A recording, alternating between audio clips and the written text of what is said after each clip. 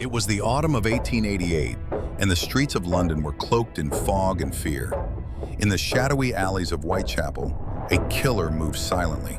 His victims were left in the gutters, mutilated, disfigured, and discarded. His name? We never knew it.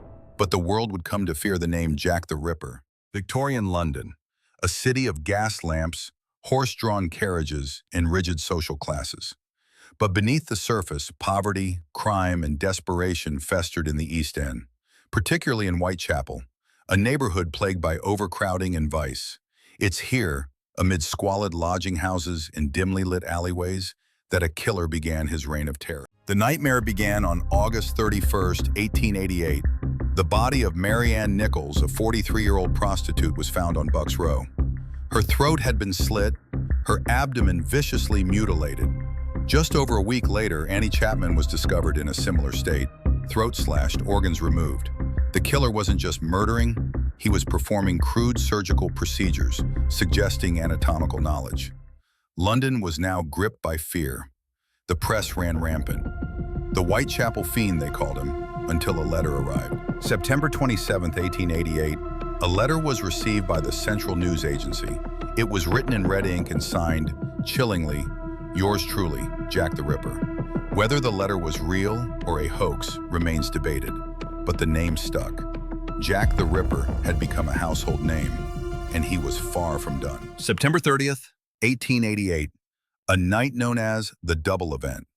Two women, Elizabeth Stride and Catherine Eddowes, were murdered within an hour of each other. Stride's throat was cut, but her body left largely untouched. Perhaps the Ripper was interrupted.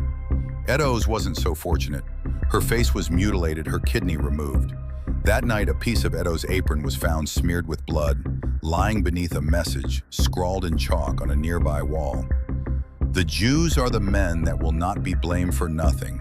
The message was quickly erased, possibly by the police fearful of igniting anti-Semitic riots. On November 9th, the Ripper struck again. Mary Jane Kelly, just 25 years old, was found in her rented room at Miller's Court. Her body was unrecognizable, mutilated beyond comprehension. Unlike the previous murders, this one occurred indoors, giving the killer more time. It was the most savage attack yet, and possibly the last. Over 100 suspects have been proposed, from local butchers and doctors to royals and artists. One of the most infamous, Montague John Druitt, a barrister who died by suicide shortly after the last murder. Others suspect Aaron Kosminski, a Polish immigrant with documented mental illness, or Prince Albert Victor, a member of the royal family tangled in conspiracy theories. More recently, DNA analysis suggested a link to Kosminski, based on mitochondrial DNA found on a shawl allegedly from the crime scene. But many experts remain skeptical. So why wasn't Jack the Ripper ever caught? The truth is, policing in the 1880s was primitive.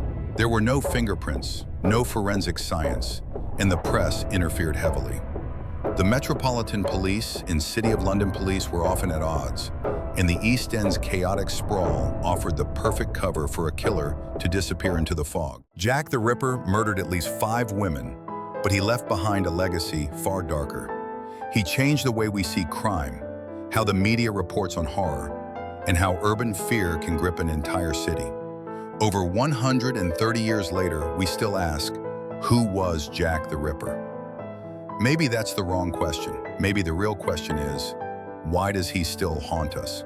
If you found this case chilling, don't forget to like, subscribe, and hit the bell for more true crime stories from history's darkest corners.